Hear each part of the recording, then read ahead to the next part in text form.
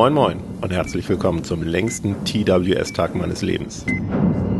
Ja, das klingt ein wenig nach Jack Bauer und natürlich gibt's auch eine Geschichte dazu. Der liebe Marvin von Brettspielkrone hatte mir nämlich kürzlich ein Foto seines nachgebauten Jedi-Tempels geschickt. Und mal vom Tempel selbst und dem großen Wüstenmonster im Hintergrund abgesehen, fand ich auch die Spielplatte extrem gelungen. Und da ich für mein Geländebaubuch auf Kickstarter aktuell jede Menge Ideen sammle, hatte ich spontan beschlossen, diese Inspiration direkt zu nutzen und eine ähnliche Spielplatte von nur innerhalb 24 Stunden nachzubauen. Denn ein Thema in meinem Buch wird auch sein, Varianten zu zeigen, wenn es mit dem Geländebau mal schnell gehen soll. Das Ziel war also eine 3x3 Fuß bzw. 91,6 x 91,6 cm große Spielplatte, die aus 4 modularen Segmenten besteht. Dazu hatte ich mir aus dem Baumarkt 4 MDF-Platten von 5 mm Stärke und den Maßen 45,8 x 45,8 cm geholt. Dazu noch Leisten von 2 cm Höhe und 1 cm Dicke, um sie als Rand darunter zu leimen. Denn in Anlehnung an die modularen Mini-Platten von TT Combat verhindert ein solcher Rahmen, dass sich die Platten am Rand wölben. Die Leisten hatte ich mir im Baumarkt ebenfalls zusägen lassen und zwar jeweils auf eine Länge von 44,8 cm. Alles zusammen hatte übrigens nur knapp 15 € gekostet. Aber bevor es mit dem 24-Stunden-Marathon losgeht, erstmal die Stoppuhr starten. Zur Info, es ist Donnerstag, der 22. Juli 2021 gegen 14 Uhr.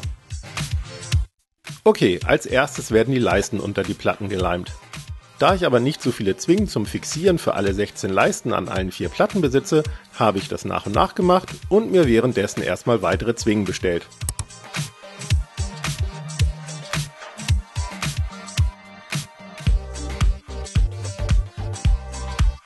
Und Hartschaum zugeschnitten. Und zwar 5 mm hohe Streifen von 14 cm Breite und rund 40 cm Länge für einen leichten Höhenunterschied auf den Platten. Pro Platte sind 3 Streifen nötig, also insgesamt 12 Stück. 3 dieser Streifen lege ich dann bündig auf 2 Seiten einer Platte, um darauf einen Umriss für die spätere Erhöhung einzuzeichnen. Beginnend bei jeweils 8 cm von außen und in einem großzügigen Viertelkreis. Danach ausschneiden und aufkleben.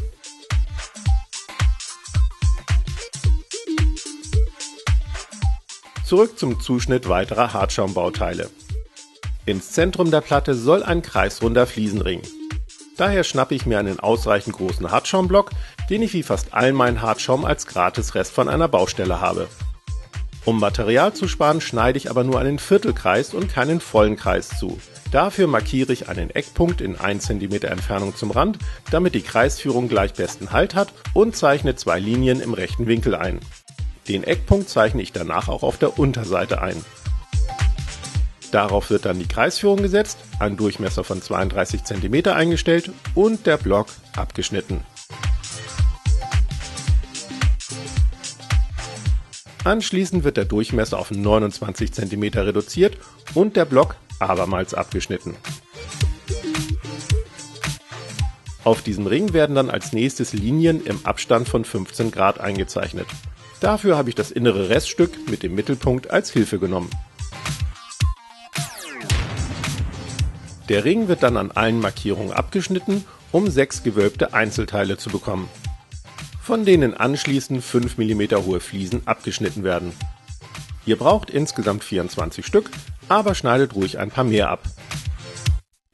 Außerdem wird von dem inneren Reststück eine 5 mm Schicht abgeschnitten und die Seiten an den Linien gekürzt, um einen Viertelkreis als Schablone für die Fliesen zu erhalten. Aber dazu gleich mehr. Denn in die Mitten der 4 einzelnen Platten möchte ich ebenfalls einen Kreis aus Fliesen setzen. Aber kleiner und anders. Hierzu schneide ich zuerst einen Zylinder von 6 cm Durchmesser zu. Und dann davon einen äußeren Ring ab, wofür ich einen Durchmesser von 4 cm einstelle. Danach werden 4 Linien im 90 Grad Winkel eingezeichnet und der Zylinder samt Ring in jeweils 4 gleich große Teile zerschnitten.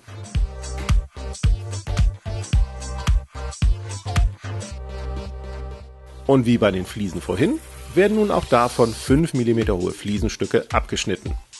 Ihr braucht 16 Viertelkreisfliesen und 16 Ringfliesen. Aber mehr sind in diesem Fall nicht verkehrt. Denn alle Fliesen kommen nun in die Universal-Strukturierungskiste für einen etwa 45-sekündigen Strukturierungsschnellkurs. Anschließend werden die Mitten der 4 Platten markiert, um die kleinen Fliesen aufzukleben. Rund ums Zentrum werden die großen Fliesen aufgeklebt, was dank der Viertelkreisschablone perfekt gelingt. Fehlen nur noch die Fliesen dazwischen. Dafür zeichne ich auf den Hartschaumreststücken ein unregelmäßiges Fliesenmuster auf, um dann die einzelnen Fliesen bzw. Blöcke auszuschneiden. Schneidet dazu einfach freihand bis zu einer Ecke, um dort angekommen den Proxxon Thermocut auszuschalten. Dreht das Werkstück, schaltet das Gerät wieder ein und schneidet weiter.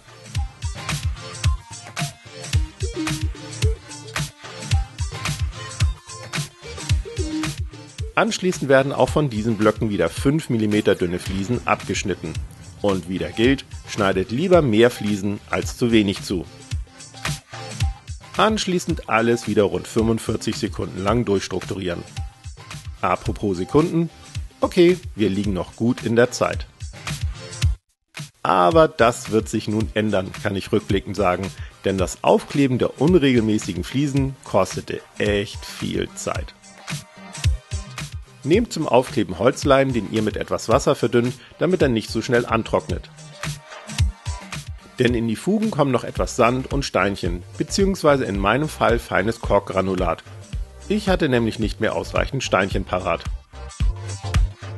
Anschließend wird alles mit einem Holzleim-Wassermix oder Tiefengrund aus dem Baumarkt versiegelt, damit Steinchen und Sand in den Fugen verkleben. Und wie ihr seht, hat das Aufkleben bei den 4 Platten rund 5 Stunden gekostet. Mittlerweile ist es auch schon in Richtung Mitternacht am besagten Donnerstag. Aber ich bin für den Tag noch nicht fertig, denn der Höhenunterschied zu den Fliesen muss noch ausgeglichen werden, um über Nacht trocknen zu können. Dazu mische ich mir Stevallin an. Ihr könnt aber auch ganz einfache Spachtelmasse nehmen.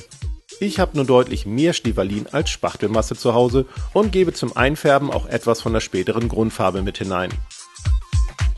Mit der 10 Masse eurer Wahl wird dann eine leichte Schräge modelliert und ganz nach Geschmack werden noch ein paar Fliesen hineingedrückt und grobes Granulat an den Übergängen aufgestreut.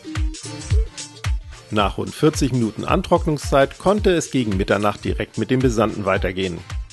Dafür wie immer den Holzleim mit etwas Wasser verdünnen und dann zunächst verschiedene grobe Steinchen oder Korkgranulat aufbringen, um dann feine Sandsorten drüber zu streuen. Danach war es dann knapp 2 Uhr morgens, also Zeit fürs Bett, damit alles über Nacht durchtrocknen kann. Knappe 6 Stunden später ging es dann auch schon weiter. Zunächst natürlich mit einem kleinen Muntermacher.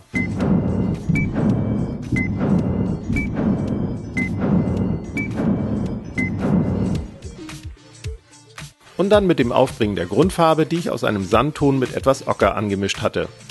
Dazu noch passende Farben, um sie nass in nass für Farbverläufe hineinzutupfen. Tja, und wer das Hamburger Wetter am Freitag, den 22. Juli 2021 verfolgt hat, weiß, dass die Sonne wenig Trocknungswillen an diesem Tag gezeigt hat. Daher musste irgendwann einfach ein Föhn herhalten, um im 24-Stunden-Zeitfenster zu bleiben.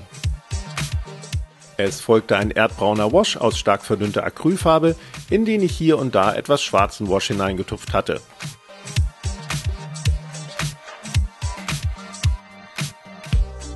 Und wie man sieht, wurde es durch die lästigen Trocknungszeiten immer knapper. Irgendwann ging es auch nicht mehr anders und es musste abermals der Föhn ran.